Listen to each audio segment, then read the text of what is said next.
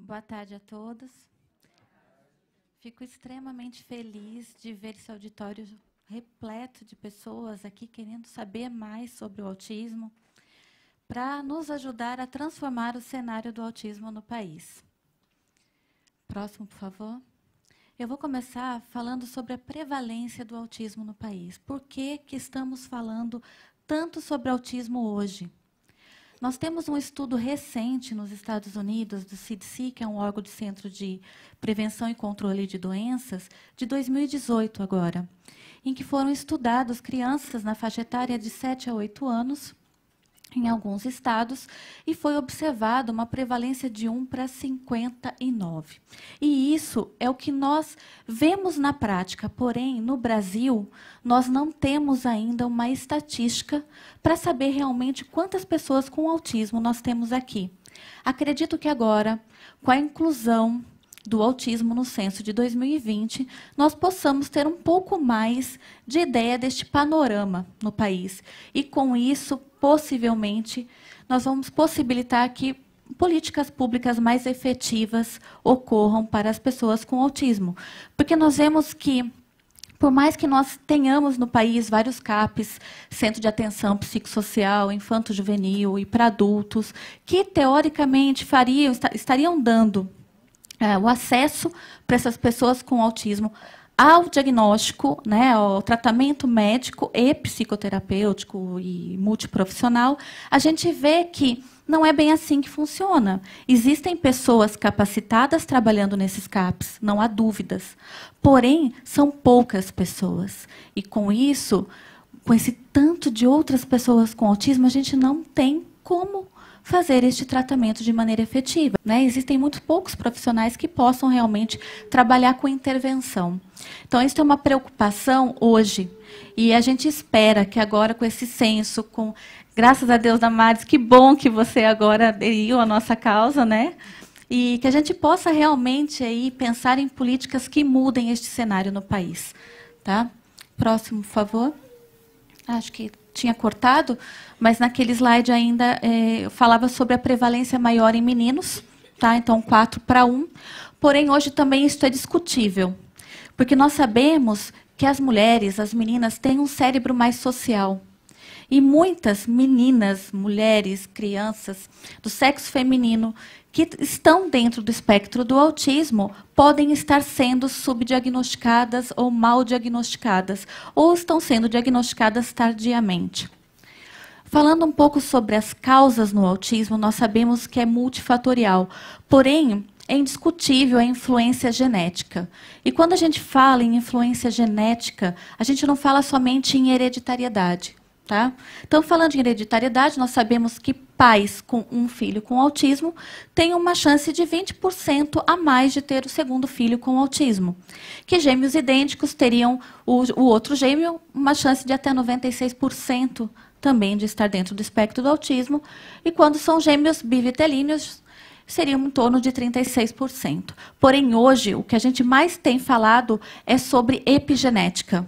O que é epigenética? É quando o meio, né, o ambiente, modifica a expressão dos genes no nosso DNA.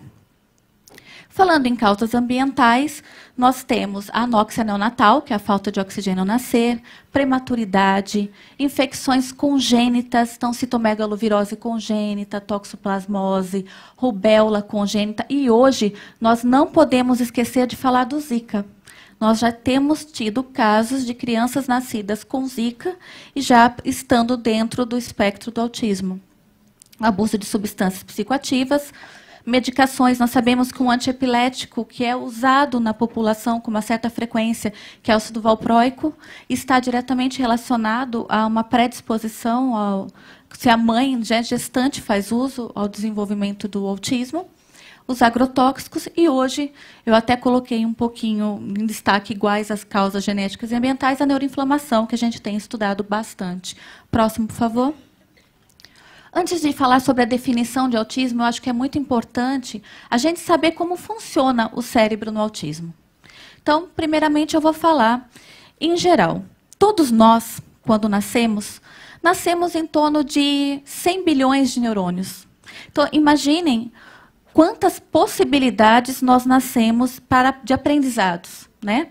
E ao longo da vida, estes 100 bilhões de neurônios vão se transformar em aproximadamente 20 bilhões de neurônios.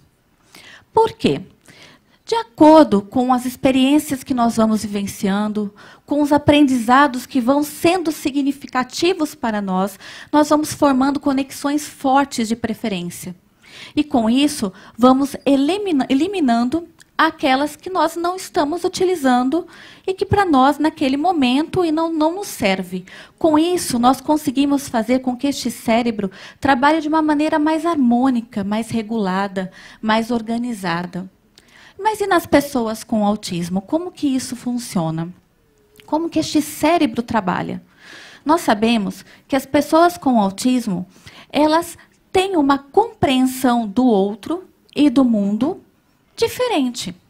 Então, a leitura que eles têm de tudo que eles vivenciam é diferente. E, com isto, para que eles formem essas conexões mais fortes, que vão formar essas redes de preferência, precisa ser com muita repetição e ter muito significado, ser muito importante para eles. E, com isso, eles formam essas conexões mais fortes. Mas isso não acontece a todo tempo. E são estímulos que vêm chegando. Então, as conexões para eles vão se formando de maneira mais frágeis. E, com isso, também, eles não vão eliminando as redes que eles não estão utilizando, porque fica confuso. E esse cérebro vai ficando hiperexcitado. Associado a isso, nós temos as alterações sensoriais, que eu vou falar um pouquinho mais detalhadamente depois. Com tudo isso, esse cérebro vai recebendo estímulos diariamente e não está conseguindo eliminar de forma esperada aquilo que não está sendo utilizado. Então, sabiamente, este cérebro passa a ser rígido, mais inflexível. Por quê? Porque com isso eles conseguem se organizar, né? Então, não mudando rotina, tendo aqueles mesmos rituais, mesmo com este mar de estímulos, eles não se desorganizam. Então, este cérebro, além de ser hiperexcitado, é um cérebro mais rígido, mais inflexível. Dentro de tudo isso, nós conseguimos entender que este cérebro, recebendo estímulos diariamente, pode se desorganizar com muita frequência. O que aí se explicam alguns comportamentos inapropriados, né? E também as estereotipias, que neste sentido seria para que eles se organizassem. Então, aqueles movimentos repetitivos, nestes momentos em que eles recebem muitos estímulos, podem ser uma forma também de se organizar. Então, vamos falar agora sobre a definição do transtorno do espectro autista. Então, é uma condição do neurodesenvolvimento de início muito precoce, caracterizado por prejuízos na comunicação e na interação social, no comportamento, que é um comportamento com interesses restritos, mais rígidos e estereotipados, geralmente associados a alterações sensoriais. Os atrasos do desenvolvimento neuropsicomotor podem ocorrer em grande parte, e é muito importante que a gente fique atentos. Mesmo na carteirinha de vacinação, nós temos este desenvolvimento para que a gente possa acompanhar. Então, é claro que atrasos do desenvolvimento neuropsicomotor não estão relacionados apenas ao autismo, mas são sinais de alerta para os pais. E a forma como eles se desenvolvem, nossos filhos se desenvolvem, como eles brincam, como eles interagem, nos dão muitas pistas sobre o desenvolvimento dos nossos filhos. Os níveis de severidade eles são distintos. Então, o DSM-5 é a última classificação que nós temos, que é o Manual de Estatísticas e Doenças Mentais, que classifica em nível 1, 2, 3. O nível 1 seriam aquelas pessoas com autismo que, com estímulos, vão ter um bom funcionamento. O nível 2, eles precisam de bastante estímulos, mas vão ter um funcionamento mediano. E o nível 3 precisa de estímulo substancial e, mesmo assim, vão ter um baixo funcionamento. Porém, aqui eu quero que vocês entendam que, quando a gente diz isso, não significa que eles não vão desenvolver. É muito importante que vocês acreditem. Quem tem aqui filho com autismo, em nível 3, acreditem no potencial. Todos têm. Todos vão se desenvolver de alguma maneira. Eu acho que isso é o principal. Tá? A gente jamais desistir. É claro que um nível 3, Se você estimular, ele pode chegar no nível 2. Então, assim, é claro que ele não vai ter aquele funcionamento que talvez vocês esperassem, mas ele vai desenvolver. E há um universo de possibilidades sintomatológicas, com cada caso apresentando suas particularidades, que merecem uma investigação e cuidado específico. Tá? Então, quando a gente diz esse universo de possibilidades sintomatológicas, entra aí esse espectro do autismo. Próximo, por favor. Então, agora nós falamos em 3 pilares centrais, que é a comunicação, a interação e o comportamento. Eu vou explicar um pouquinho de cada um. Quando nós falamos em comunicação, prejuízos na comunicação, nós não estamos falando de fala propriamente dita. Então, até algum tempo atrás, o critério fala fazia parte do diagnóstico dos critérios de diagnóstico do autismo. Hoje, não mais. Tá?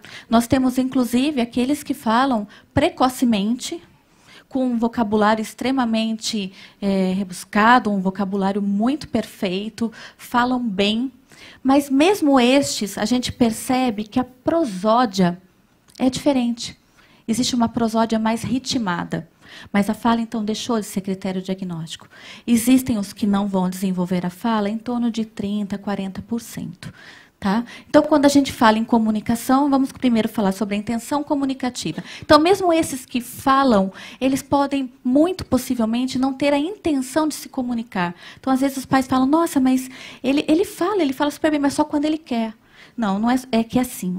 Na verdade, precisa fazer significado. Lembra que eu falei? Então, precisa ter importância para ele. Se tiver importância, ele vai se comunicar. Se não tiver, ele não vai. A linguagem receptiva está normalmente comprometida, então é uma dificuldade de compreender o que eles veem, o que eles experimentam do ambiente, de ler o outro, né? A gente chama isso de teoria da mente. A linguagem expressiva, então a gente tem a verbal, que seria o atraso da fala propriamente dita, o uso de linguagem sem função, que seria a ecolalias, que seriam repetições sem funções. Palavras ou frases fora de contexto, inversão pronominal, geralmente eles falam eles se referem em terceira pessoa. Né? Eles não falam eu. Então, Débora quer, não eu quero. E a não verbal. Então, a dificuldade em apontar, em dar tchau, em mandar beijo. Então, muitos, quando a gente fala em comunicação, a gente pensa em fala, mas muitos podem até não desenvolver a fala propriamente dita, mas com intervenção, eles podem se comunicar através de expressões. Tá? Então, quando a gente fala, é importante que a gente avalie todos os tipos de linguagem. E o contato visual, que depois eu vou falar que tem muito a ver com relação sensorial, as privações, os comprometimentos sensoriais, o contato visual também pode ser uma forma de comunicação para alguns. Próximo. Então, a interação social, a gente percebe que os prejuízos na socialização é principalmente entre os pares. Eles têm muito mais facilidade de falar com idades maiores ou menores do que a própria idade, aquele contexto social em que eles realmente estão inseridos. Né? Então, é por isso que, quando a gente fala em comunicação, é muito mais importante a comunicação social do que, eu estou insistindo nisso na fala propriamente dita, embora isso seja o desejo de muitos pais de pessoas, de crianças com autismo que não são verbais ainda. Próximo, por favor. As alterações de processamento sensorial, nós temos prejuízos, podemos ter prejuízo em todas as entradas sensoriais. Então, visão, audição, olfato, paladar, tato, propriocepção, que a gente percebe que algumas pessoas com autismo têm um andar mais, eu vou falar só para vocês entenderem aqui, entre aspas, desengonçado. Né? Então, é o como eu me encaixo, como eu me entendo no meio. Como eu entendo o meu corpo aqui no meio. Né? Então, essas entradas estão comprometidas e podem ser tanto em hipersensibilidade como hipossensibilidade, o que explica muitas questões de prejuízo no contato visual. Então, aquele estímulo que chega para os meus olhos me dói, eu não consigo lidar com aquilo. Então, eu desvio o meu olhar. Né, as hipersensibilidades auditivas, a seletividade alimentar está muito relacionado com as questões de rigidez, de inflexibilidade e principalmente de alteração sensorial. Então, aí na seletividade cabe todas, não só o paladar, mas olfato, um cheiro, né, a questão visual de uma cor da comida. Então, envolve todas essas questões sensoriais. A marcha na ponta dos pés também é como se eles não entendessem que aquela planta do pé existe. Então, não há necessidade de eu colocar no chão. Né? Ainda não. Aversões ao toques, texturas, e a marcha na ponta dos pés, quando em estereotipia, e o olhar lateralizado, que é um tipo de estereotipia, também está muito relacionado com comprometimento sensorial. Próximo, por favor. E o comportamento. Então, como eu já disse, esse comportamento extremamente inflexível, rígido, essa dificuldade de lidar com mudanças de rotinas, dificuldade de lidar com frustrações, a ausência de brincadeira simbólica. Então, como é que eu vou brincar de faz de conta se eu não compreendo esse ambiente em que eu estou, se eu não consigo flexibilizar minha imaginação? Porque se eu flexibilizar, eu abro para aquele monte de estímulos e meu cérebro já está tão hiperexcitado. Então é mais difícil, mas não é impossível. Manipulação de objetos e brinquedos de modo não usual, os déficits atencionais, principalmente da atenção compartilhada. Então, a dificuldade em compartilhar aquilo que eu estou fazendo naquele momento, em fazer com que o outro participe, tenha prazer naquilo que eu estou tendo prazer. Esta é a maior dificuldade, e envolve o engajamento, a interação. O hiperfoco, então, muito relacionado com os interesses restritos, então, eles ficam ali, né, no hiperfoco, e isso faz com que eles se organizem também. O hiperfoco para adultos com autismo, adolescentes com autismo, podem até ser algo legal, né? Pode ajudar em alguns empregos, inclusive, só que a gente não pode usar o hiperfoco como algo para aquela pessoa, somente isso, e não redirecionar, não ampliar esse repertório. Tá? E as estereotipias mais comuns, o flapping, né, os balançar as mãozinhas, o rocking, que se balançar, pular, girar em torno de si, ou girar objetos, a marcha na ponta dos pés, que também pode ser sensorial, como eu já tinha dito, correr de um lado para o outro, estereotipias vocais, entre outras. Então, as estereotipias, quando a gente vê uma pessoa com autismo estereotipando, a gente tem que entender que naquele momento ele está tentando se regular de alguma forma, ou porque o estímulo é demais, ou porque está ocioso demais, ou porque realmente aquela questão sensorial do estereotipar é prazerosa. Tá? Pode passar o próximo, por favor? E agora eu vou falar um pouco sobre o comportamento no autismo. Então, essa é uma frase que eu falo muito. Comportamento é comunicação. Próximo, por favor. Agora eu vou convidar vocês a experimentar o cérebro de uma criança com autismo. Um cérebro hiperexcitado. Próximo. Pode, por favor. Obrigada.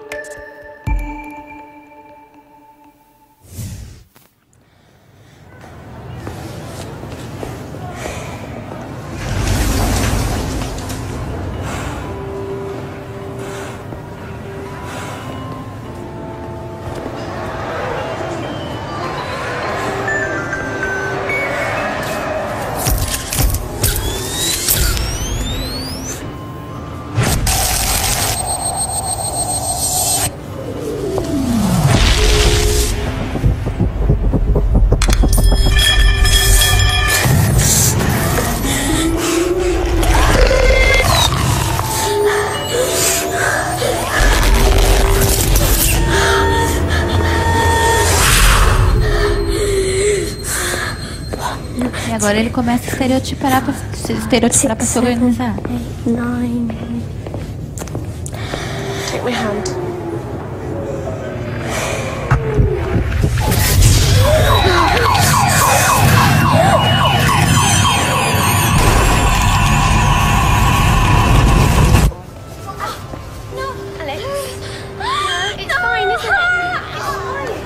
I'm not naughty. I'm autistic. And I just get too much information. É muita informação para ele.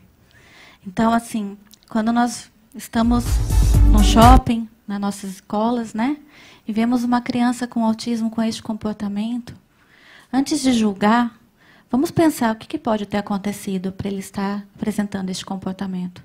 Eu acho que isso faz toda a diferença. Né? A gente costuma, principalmente, eu fiquei muito feliz de ver que tem tantos professores aqui hoje, porque a gente recebe muita cartinha, muito relatório, dizendo que eles não estão conseguindo se organizar. Mas o que está sendo feito nesta classe para incluir esta criança? O quanto acessível está essa classe para essa criança com autismo? A gente precisa começar a pensar nisso. E quando a gente começa a prestar atenção naquele aluno com autismo, no seu filho com autismo, você vai entender o que vai desencadear. A gente entende. Eles mostram para a gente, eles se comunicam de alguma forma. Próximo, por favor. Então, quando eu disse que comportamento é comunicação, é isso. Então, quando a gente vê um comportamento, a gente está vendo a ponta do iceberg. O que é que aconteceu? Mudança de rotina? Sobrecarga sensorial? Está com dor? Está com fome? Está com sono?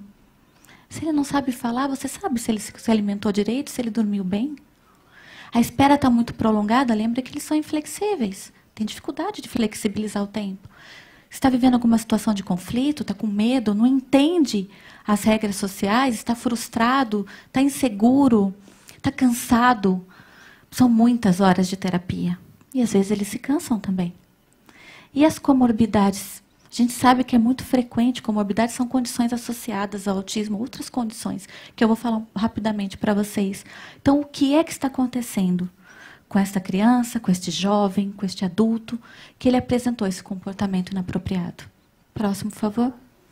Então, falando em comorbidades, em torno de 30% tem prejuízos cognitivos, intelectuais, né? E quando tem um déficit intelectual, a gente sabe que a compreensão do meio dificulta ainda mais.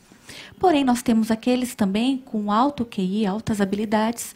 E entre as comorbidades mais frequentes, nós temos o transtorno do déficit de atenção e hiperatividade, com o transtorno opositor desafiador, que são as comorbidades que muito frequentemente confundem o diagnóstico de um autismo leve. Às vezes a gente faz o diagnóstico do TDAH, que está trazendo tantos prejuízos, e você vê que aquela criança não melhora, aquele adolescente não melhora, e na hora que você vai fazer a investigação, opa, era um quadro de autismo leve. Então, são comorbidades que, quando vem uma criança com um quadro muito, com comprometimentos muito importantes com o diagnóstico TDAH, a gente tem que pensar se realmente esse é o diagnóstico correto.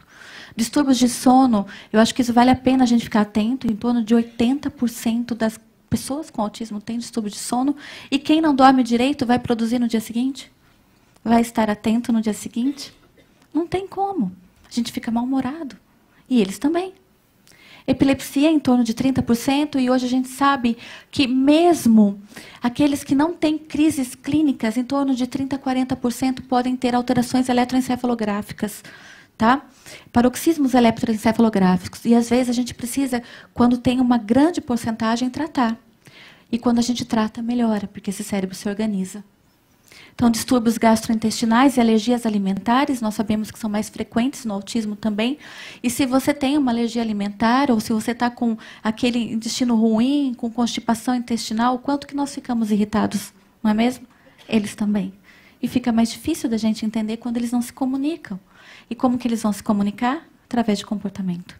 Então, transtorno de ansiedade generalizada, tiques, transtorno obsessivo-compulsivo, depressão, principalmente na adolescência. Nós temos que ficar muito atentos. O autismo na adolescência é algo que não se fala muito. Nós precisamos falar mais. Fobias e transtornos específicos de aprendizagem. Próximo, por favor. O diagnóstico, ele é clínico, nós não temos ainda marcadores biológicos que façam o diagnóstico, né? Embora nós precisamos muitas vezes solicitar exames complementares para ver se existe alguma coisa em associação que possa explicar algumas situações no autismo, ou até mesmo algumas condições metabólicas, que a gente possa intervir e melhorar estes comprometimentos. O tratamento é sempre multi e interdisciplinar. Eu não acredito em tratamento que não seja interdisciplinar. Tá? As pessoas precisam se conversar, pais, escola, profissionais, todas as pessoas do convívio, se fica com o babá, se é a avó, todas as pessoas do convívio têm que estar se conversando. Senão, este tratamento não vai se desenvolver, essa criança, esse adolescente, esse jovem não vai se desenvolver em toda a sua potencialidade. Tem que ser intensivo. Sobre as terapias, a Luciana Xavier vai falar depois. E eu tenho um tempinho ainda, Amanda? Então, rapidamente, eu vou falar sobre medicação, que foi algo que a Amanda pediu para eu falar, que ainda é algo que os pais ainda têm muitas dúvidas, muitas inseguranças a respeito, né? Muito preconceito a respeito. O tratamento no autismo não é medicamentoso, não existe medicação para o autismo. Tá? Nós sabemos que são as técnicas de terapias comportamentais que vão fazer o manejo dos sintomas centrais do autismo. Porém, como eu já expliquei para vocês, existem comorbidades. Né? E existem muitas situações em que esta criança, este jovem, este adulto poderia estar se desenvolvendo muito melhor e não está, porque não está dormindo bem, ou porque está extremamente desatento, não só a atenção compartilhada, mas dividida, sustentada, ou está muito agitado, né? Ou tem um transtorno gastrointestinal, ou tem uma epilepsia. Nesses casos, nós precisamos intervir. E aí a gente vê, por exemplo, uma criança que está dentro do espectro do autismo, que está na escola e está extremamente desatenta, você introduz a medicação em associação com a terapia e a gente vê que essa criança produz muito mais. Então, as medicações são algo que a gente pode, sim, usar quando necessário e quando bem colocada, ela traz muito benefícios. É claro que precisa haver um bom relacionamento entre o profissional que está com os teus filhos, né, com a criança, o adolescente, o jovem, e os pais, porque efeitos colaterais a gente pode ter usando um antitérmico, um analgésico, não é mesmo? Então, às vezes, quando a gente coloca daí para o profissional se há algum efeito colateral, às vezes é apenas um ajuste de dose, às vezes uma mudança de horário, e às vezes a gente tem que suspender mesmo. Tá? Então, é só um pouquinho para vocês sobre medicação, para que vocês entendam que, às vezes, sim, faz a diferença na vida dos filhos de vocês. E que hoje, então, seja mais uma tarde aqui para que a gente esteja conversando, para que cada um de nós possamos dar um exemplo do que é ter empatia, respeito, amor ao próximo, para que a gente possa realmente criar uma sociedade mais acolhedora para as pessoas com autismo e mudar realmente esse cenário do autismo no país.